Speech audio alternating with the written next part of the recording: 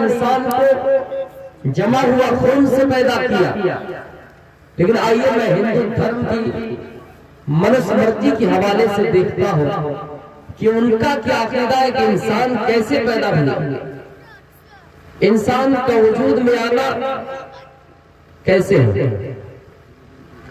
منسمرتی میں یہ لکھتے ہیں، منسمرتی یہ کہتی ہے کہ سب سے پہلے پرمیشور نے مادہ تخلیق اختیار کی، شکل اختیار کی، اور اس کے بعد سب سے پہلے پانی کو پیدا کیا۔ مادہ تخلیق نے اس دنیا میں پرکٹ ہوئے اور سب سے پہلے پانی کو پیدا کیا، اور پانی پیدا کرنے کے بعد اس کے اندر نطفہ بنایا، پھر اس نطفے سے انڈا بنا، پھر انڈا سے برہما پیدا ہوئے، پھر اس کے بعد برہما پیدا ہوا اور اس نے انڈے کو 2 ٹکڑے کر دیا۔ سب سے پہلے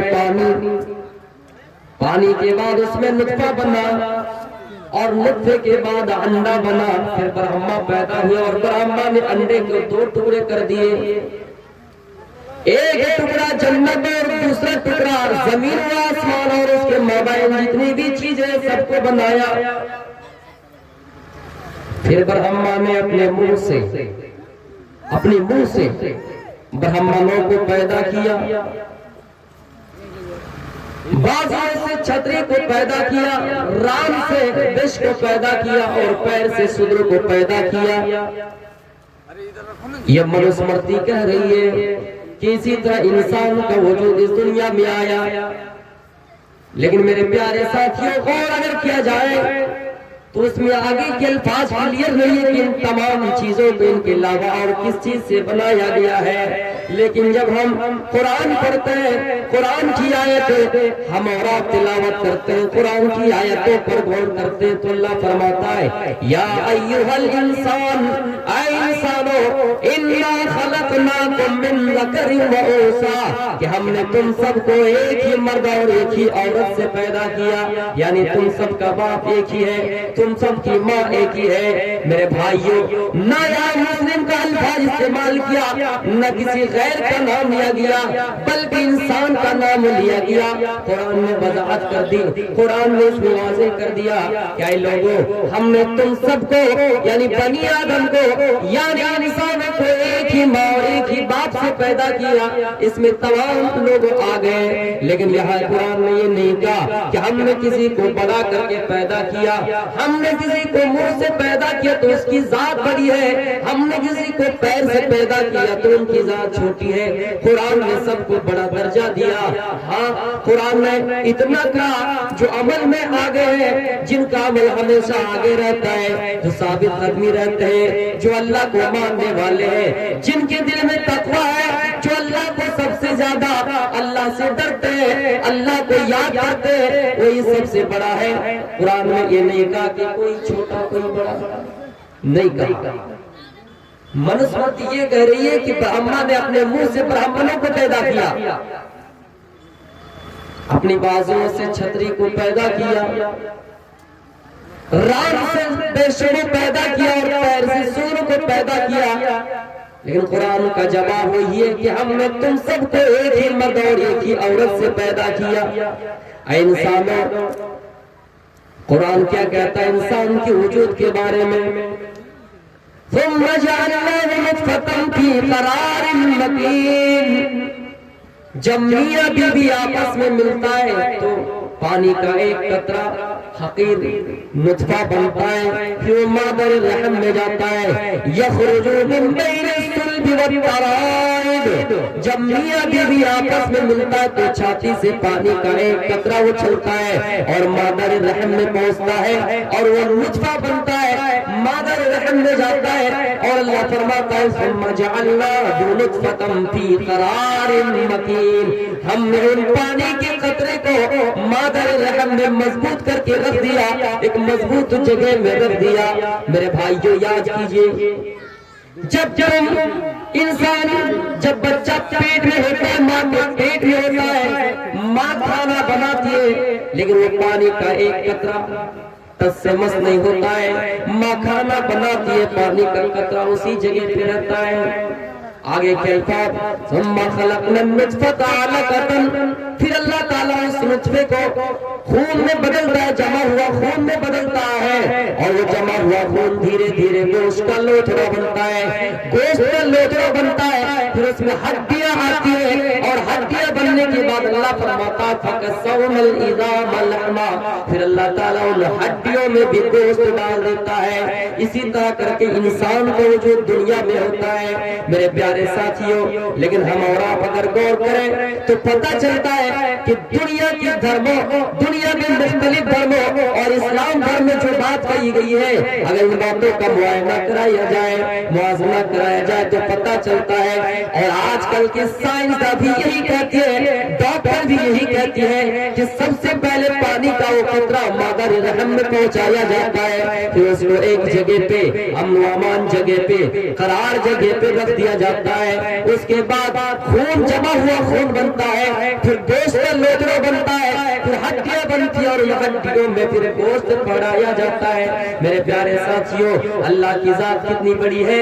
अल्लाह फरमाता है व इन तउद्दू निअमतल्लाहि ला तुहसूहा, ऐ लोगों हम और आप अल्लाह की नेमतों को शुमार नहीं कर सकते हैं। दुनिया में माँ अपने कामों में मशगूल रहती है, लेकिन हमारा काम पेट के अंदर जारी रहता है। अल्लाह नाक बनाता है, अल्लाह हाथ बनाता है, अल्लाह पैर बनाता है। इसलिए मेरे भाइयों, सबको मालूम है कि इस कायनात को चलाने वाला, इस निजाम को चलाने वाला कोई है। ये मैक का सिस्टम हम और आप कर रहे हैं, इन लाइटों का सिस्टम करने वाला कोई है। जितनी बड़ी कायनात को कोई चलाने वाला भी होगा, इतना बड़ा निजाम को चलाने वाला भी कोई होगा। लेकिन किसी मजहब में अगर क्लियर मिलता है तो इस्लाम में मिलता है कि आसमान को बनाने वाला भी अल्लाह है, जमीन को बनाने वाला भी अल्लाह है। मेरे भाइयों, दुनिया में आप बहुत से मज़ाहिब का स्टडी कीजिए, आपको आसमान का मालिक नहीं मिलेगा कि आसमान को कैसे बनाया है, जमीन को कैसे बनाया है।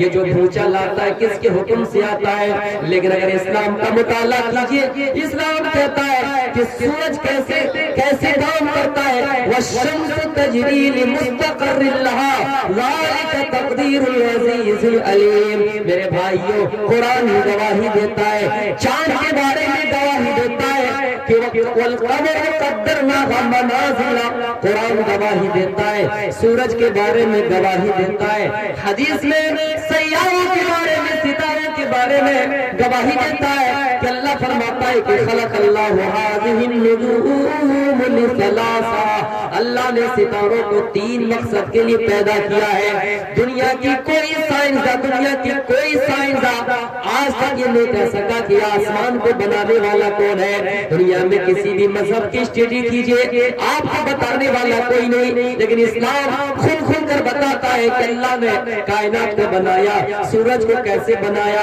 आसमान की तख्लीक कैसे की, जमीन की तख्लीक कैसे की।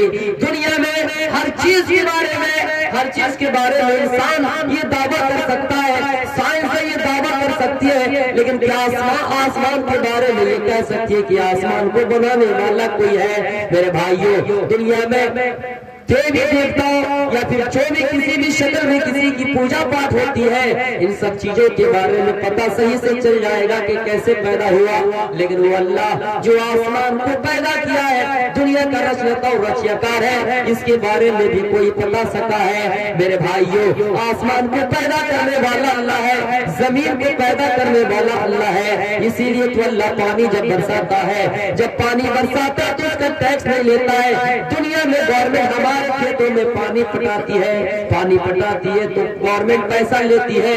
जमीन से गल्ला उठता है तो हमें टैक्स देना पड़ता है। लेकिन अल्लाह फरमाता है कि हमने तुम्हें इतनी रोजियां दे रखी है कि हमने तुम से भी कभी इसका टैक्स नहीं मांगा है, नहीं मांगा है। तो पता चला कि कायनात को चलाने वाला अल्लाह की जात है। मैं किसी के खिलाफ नहीं बोल रहा हूं, लेकिन क्लियर बात किसी भी मजहब के अंदर आपको नहीं मिलेगी। कोई अगर धर्म है तो इस्लाम।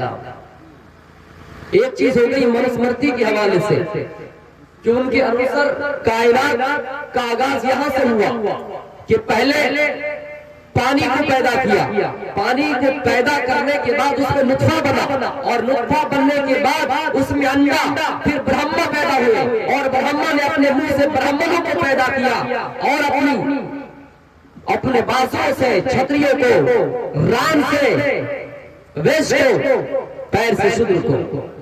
لیکن آئیے اور ایک واقعے کی طرف چلتے ہیں، بھاگوت پران میں ہے۔ شری پور کے رہنے والی ایک لڑکی، ایک ملکہ تھی، ایک مالکہ تھی، شری پور کے رہنے والی، یہ دعویٰ کرتے بھاگوت پران کی انہوں نے دنیا کو بنائی، پوری دنیا کو بنانے والا وہی ملکہ ہے، وہی عورت ہے۔ میرے پیارے ساتھیوں، انہوں نے اس دنیا کو بنائے، لیکن وہاں پہ آگے بات یہ لکھی ہوئی ہے کہ جب اس دنیا کو بنانے کے بعد انہوں نے ایک ایک کر کے 3 آدمی کو پیدا کیا، وشنو کو پیدا کیا، مہادیو شیو کو پیدا کیا۔ پیدا کرنے کے بعد سب سے کہا کہ مجھ سے شادی کر لو، لیکن سب نے انکار کر دیا، سب نے انکار کر دیا کہ آپ نے ہمیں پیدا کیا ہے اور آپ ماں ہو گئے، اور ماں سے شادی کرنا منع ہے۔ لکھا ہوا ہے پیدا کرنے والے آپ ہیں، اور آپ کی کوکھ سے پیدا ہوئے ہیں، آپ کے بطن سے پیدا ہوئے ہیں، آپ رشتے میں ماں بن رہی ہے، تو آپ سے کیسے شادی کر لیں؟ اس لیے انہوں نے دیو وشنو کو جلا دیا، راکھ بنا دیا۔ آخر میں جس کو پیدا کیا، مہادیو کو پیدا کیا، شیو کو پیدا کیا، اور اس سے کہا کہ تم مجھ سے شادی کر لو۔ اس نے کہا میں تم سے شادی نہیں کر سکتا، ایک کام کرو، جوڑی پیدا کر دو۔ ایک عورت کو پیدا کیا، اس کے ساتھ اس کی شادی ہو گئی۔ میرے بھائیوں، اب یہاں سوال یہ اٹھتا ہے، اعتراض یہ اٹھتا ہے کہ اگر ماں سے شادی کرنا منع ہے تو یہ ہمشیرہ سے کیسے شادی اجازت ہو گئی، کیسے جائز ہو گئی؟ لیکن ہم یہاں بولیں گے نہیں، بولیں گے تو پکڑے جائیں گے، اور بولنا ہی کیا مقصد ہے؟ اگر وہ مانتا ہے تو ماننے دیجئے، لیکن میں یہ بتا رہا ہوں کہ کائنات کا آغاز ان کی کتاب میں اس طرح سے لکھی ہوئی ہے۔ بس اتنا ہی کافی ہے۔ اب آئیے میں اپنے اصل مقصد کی طرف، اپنے عنوان کی طرف آتا ہوں۔ اللہ کے رسول صلی اللہ علیہ وسلم کو اللہ تعالیٰ نے اس دنیا میں شاہد بنا کر بھیجا ہے، گواہی دینے والا اور خوشخبری دینے والا اور ڈرانے والا بنا کر بھیجا۔ کیسے؟ حجۃ الوداع کے موقع پر آپ نے تمام لوگوں سے مخاطب کرتے ہوئے فرمایا، اے لوگوں، کیا میں نے تم سے کوئی چیز چھپائی ہے؟ کیا میں نے کوئی بات تم سے چھپائی ہے؟ سب نے کہا نہیں۔ کیا میں نے کوئی امانت میں خیانت کی ہے؟ کہا نہیں۔ کیا تم سب گواہی دیتے ہو؟ کہا ہاں گواہی دیتا ہوں کہ آپ نے اللہ کا پیغام ہم تک صحیح پہنچا دیا۔ آپ کے پاس جو قرآن کی آیتیں نازل ہوئی، آپ کے پاس جو جبریل وحی لے کر آئے، جو اللہ نے دائی بنا کر بھیجا، دعوت اللہ بنا کر بھیجا ہے، آپ نے اس کا پورا حق ادا کر دیا ہے۔ آپ اس موقع پر لوگوں سے کہا، لوگوں، کیا تم سب قیامت کے دن بھی گواہی دے دو گے کہ محمد رسول اللہ نے دین کو صحیح پہنچا دیا ہے؟ سب نے کہا قیامت کے دن ہم گواہی دے دیں گے کہ اللہ محمد صلی اللہ علیہ وسلم نے دین کو پورا ہم تک پہنچا دیا ہے، پہنچا دیا ہے۔ پھر اللہ کے رسول یہی پہ بس نہیں کیے اور فرمایا، اے صحابہ، قیامت کے دن نوح علیہ السلام سے اللہ سوال کرے گا، اے نوح علیہ السلام، میں تم کو دنیا میں داعی بنا کر بھیجا تھا، کیا تم نے دنیا میں پورا عمل کیا یا نہیں؟ لوگوں تک اپنا پیغام پہنچایا یا نہیں؟ نوح علیہ السلام کہیں گے، اللہ، جو چیز ہماری ذمہ تھی ہم نے سب تک پورا پہنچا دیا ہے۔ پھر ان کی قوم سے پوچھا جائے گا، ان کی قوم سے کہے گا، اے نوح علیہ السلام کی قوم، یہ بتاؤ تمہارے درمیان کوئی پیغام پہنچانے والا آیا، کوئی ڈرانے والا آیا؟ ان کی قوم کہیں گے نہیں، جھٹلا دیں گے نوح علیہ السلام کو۔ اس لیے اللہ کے رسول نے کہا، اے میرے صحابہ، کہیں ایسا نہ ہو کہ قیامت کے دن تم مجھے جھٹلا دو اور یہ کہہ دو کہ ہم تک کوئی داعی نہیں آیا، ہم تک کوئی ڈرانے والا نہیں آیا، اس لیے ہم اللہ کو گواہ بنا رہے ہیں اور یہ جملہ بار بار ادا کرتے رہے، اللہم اشہد اللہم اشہد اللہم اشہد، اے اللہ گواہ رہنا، اے اللہ گواہ رہنا، اے اللہ گواہ رہنا۔